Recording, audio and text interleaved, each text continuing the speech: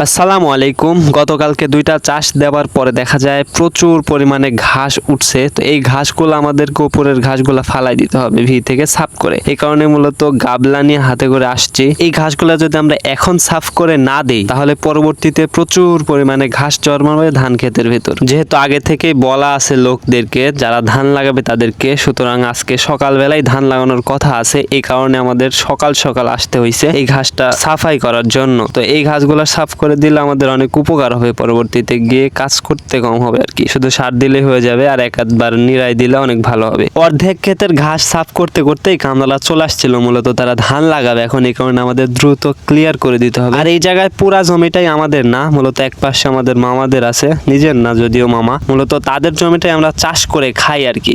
এদিক দিয়ে প্রচুর পরিমাণে ঘাস ছিল, এইমাত্র সব সাফ করে দিলাম। ওই জায়গায় গাবলা রাখছি, এই জায়গায় সব পালা পালা ছিল ঘাস, এদিক দিয়ে তুইলে ওই দিক দিয়ে দিছি, ওই রাস্তা দিয়ে এই পার দিয়ে দেওয়া হয়েছে।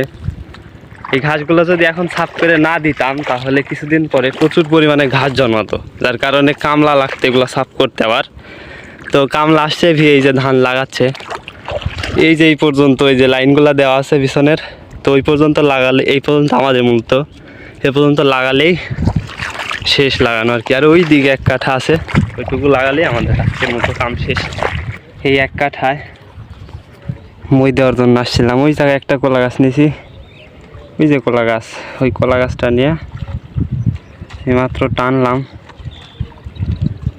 টাইনে মনে করেন যে লেভেল করে আগে থেকে সমান ছিল, এখন আরেকটু টানলাম, টাইনে একবারে সমান করে দিছি। তারপর একদম প্লেন হয়ে গেছে, লাগাই দিলেই শেষ। ওই জায়গায় লাগাতে দেখে আসলাম, ওইটুকু লাগানো হলে এই এক কাঠা জমি লাগাই দিব ওরা এসে। গতবারও আমি একলাই লাগাইছিলাম, কিন্তু এবার ওরা যেহেতু লাগাচ্ছে সেহেতু ওরাই লাগাই দিবিনি। গতকালের আগের দিন আমার এক ফ্রেন্ডের দাদি মারা গেছিল, তো তার কবর জিয়ারত করার জন্য গেছিলাম আদারের ভিতর। তো সেখানে যাওয়ার পরে গোরস্থান মূলত আদারের ভিতর, তো ওইখানে গিয়ে কিছু শুটি ভেটির গাছ কাইটে আনি।